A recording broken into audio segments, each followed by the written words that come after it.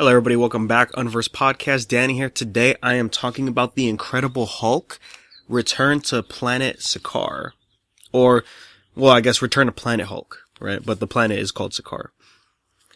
So this is a 5-issue arc in Incredible Hulk, but this is when Marvel's doing, Marvel Legacy, right? So this run is actually Amadeus Cho's comic, Totally Awesome Hulk. And yeah, so I said 5 issues. It's Incredible Hulk 709 through 713. That's how they're numbering it because of the whole legacy stuff. That's what they're doing with, Iron Man right now with Riri Williams' story mixed with, Doom. Well, maybe we'll talk about that in another episode. But yeah, so far we have this issue, and for context, the arc before this, well, not really an arc, it was more like 1 or 2 issues, but, Amadeus Cho has been, when he first got the powers of the Hulk, it was all good. He was like, I got this under control. This is great, incredible, awesome. I'm having a blast being a hero. But then, the past, couple issues prior to this arc that we're talking about here, it got a little shaky with him, being in control. And this is also the point where, the MCU actually referenced, this run of the comic. Right? If you remember back in Thor Ragnarok, when Banner comes to after being hulked for 2 years, he says it's like, oh, me and him had one hand on the wheel, and if I turn back, I don't know if I could, ever return as Bruce Banner. I might just be Hulk permanent if I let go of the wheel kind of thing. That is a direct reference to this because that's the way Amadeus Cho visualized it. He's driving a car and in his trunk is Hulk, because as we know, Hulk is actually a person. He has a mind of his own and all that, right? So he's been struggling with that, and so he asked T'Challa for help, to see if he can control Hulk or not. And, we find out that he can't, right? They're on the moon, and he created like an intense earthquake on the surface. And, so his plan was, well, this failed, therefore, T'Challa, you're gonna shoot me out into space, away from this solar system, so that way I could be by myself and focus on how I'm gonna handle this situation. So that's how this arc starts. He's in space. He is doing, equations and all that, trying to figure out what can he do to finally suppress Hulk himself. So that way, when Cho is in control, he's not always having to worry about that. And as this happens, he gets a distress signal of some sort. And it's over on Sakaar, surprisingly, right? Return to Planet Hulk, right? So he goes back down there, and we see the world's totally changed from where we left it off. There's this whole power struggle going on with this new king, still doing the same stuff the previous king was doing that Hulk stopped. And so that's our premise, is Hulk is here to help the citizens of Sakaar from this tyrant who's just killing the clans. And so he's going into these death matches, winning round by round, and when he wins all 5 rounds, then the people are free. So that's the premise. And going into this arc, I was really worried because it says Return to Planet Hulk, right? So basically, this is Planet Hulk 2.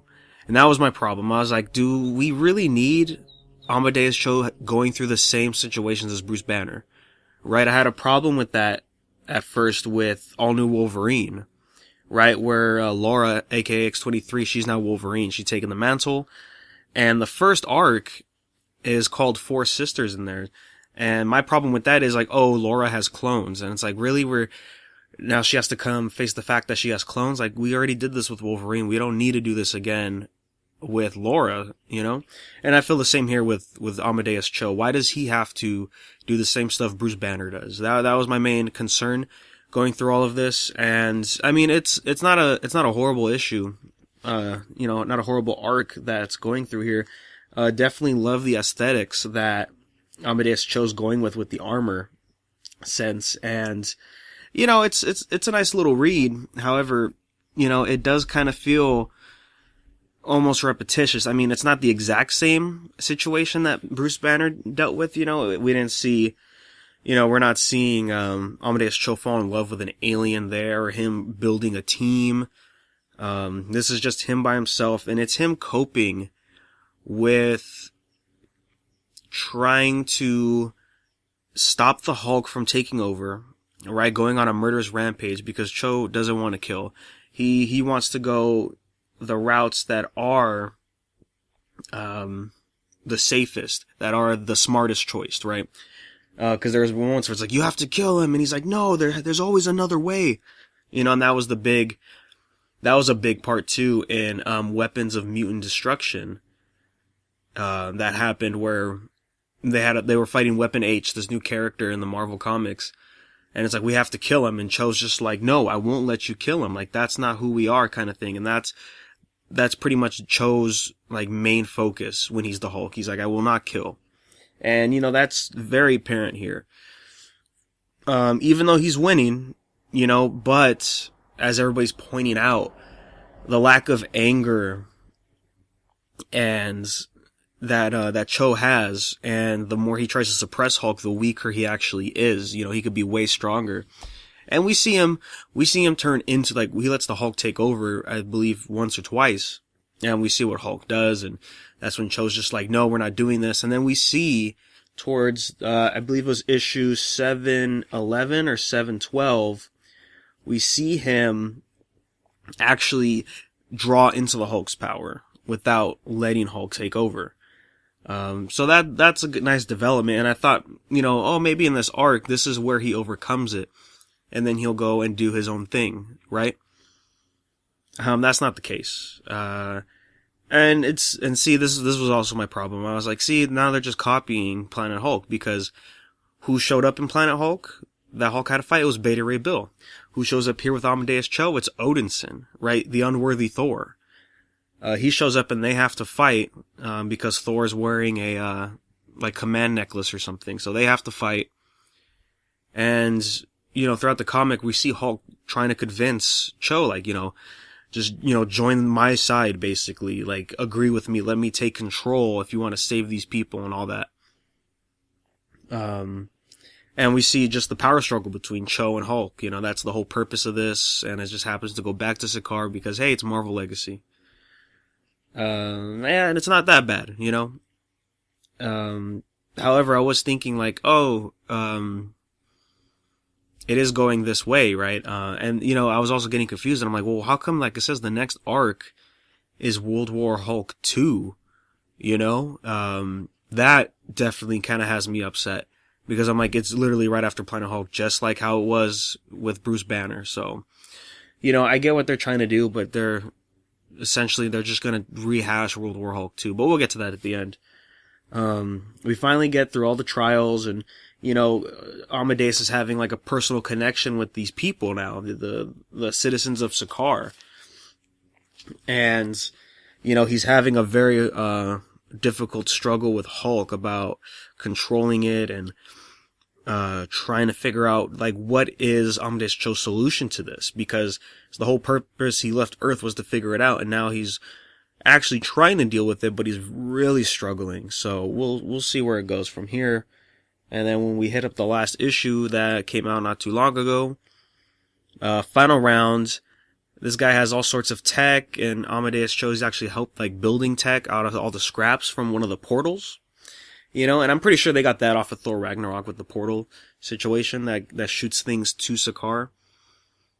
And then we see the final fight happen. He actually fights the king, this tyrant king that everybody hates. And, it's kind of reminiscent to Planet Hulk as well, because he does have a suit of armor, and Hulk just has, like, his gear, like a sword and all that. So they're fighting it, they're duking it out. And, Hulk is winning.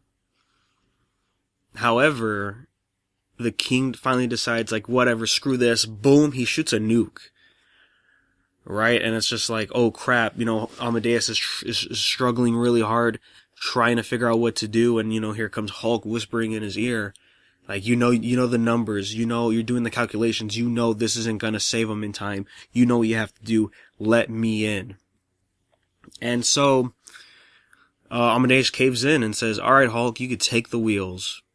And we see him do something, I'm like, this is a little weird, like, sure, gamma radiation, I get it, that's Hulk's thing.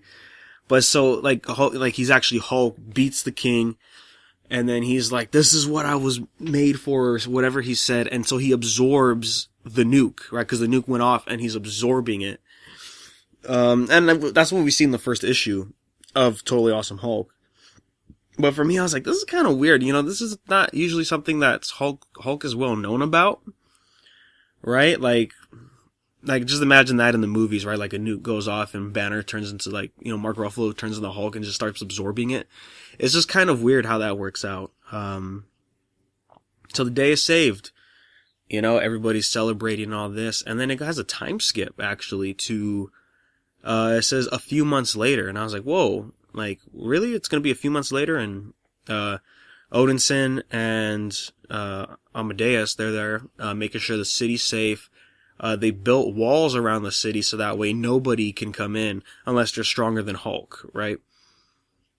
So they're getting ready to leave, and this is where the World War Hulk Part 2 comes in, which is kind of interesting. Like, we see Odinson talking to Cho, like, hey, is everything okay? He's like, oh yeah, everything's perfectly fine.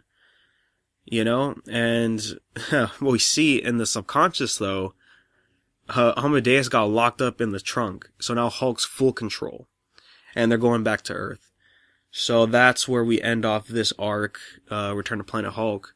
And yeah, so that's going to lead into World War Hulk 2, right? Because Hulk knows everybody hates him, right? The whole reason World War Hulk happened in the first place, the old one, was because they nuked the planet he was on, and he was like, you know what?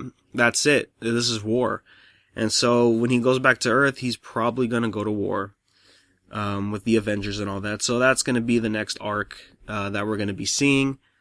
And my hopes for that, we'll see where it goes. I am a fan of Amadeus Cho as the Hulk. I think he's one of the good choices out of the new characters that have taken over mantles, right? He's definitely one that I was looking forward to and was like, yeah, this is a good idea, But yeah, so overall, to summarize, Return to Planet Hulk, it's okay.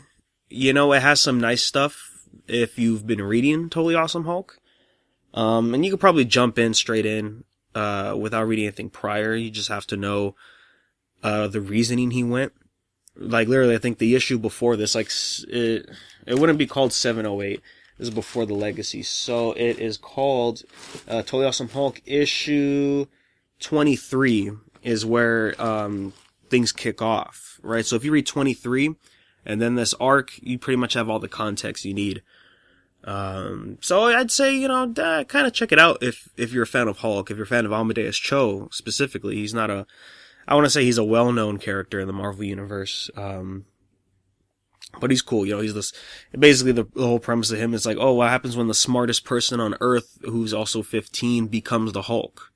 And yeah, that's all I pretty much have to say today, guys, about Return to Planet Hulk. It was an alright time. And I'm still a little skeptic on whether or not World War Hulk 2 is going to be any good or not. So while we wait for that arc, guys, remember you can email us at unversedpodcast@gmail.com if you have any questions, comments, concerns, and you can follow us on social media at unversedpodcast anywhere you go. And right now, guys, for a limited time, if you hop over on Marvel Talk Podcast, the other podcast that I run with my co-host, Connor, check the description on our latest episodes. It's going to say some promo stuff going on right now. So the Wolverine The Long Night, we'll probably talk about it here as well. It's a limited run podcast series that Marvel's presenting through Stitcher Premium. It's a detective case involving Wolverine. And so, yeah, I'm like, yeah, this sounds interesting. Stitcher Premium, though, it's a subscription-based thing, $5 a month. You get all sorts of content. And they are gracious enough, Stitcher, to contact Marvel Talk and give us a promotional opportunity. So if you go to Marvel Talk and click the link in the descriptions for the episodes. It's going to be Stitcher.com/premium. Use promo code TALK. And then that's where you get the 30-day free trial for Stitcher Premium. So you could check out this new Marvel podcast that's coming out. So thanks again to Stitcher for that. And as always, guys, we will talk to you next time.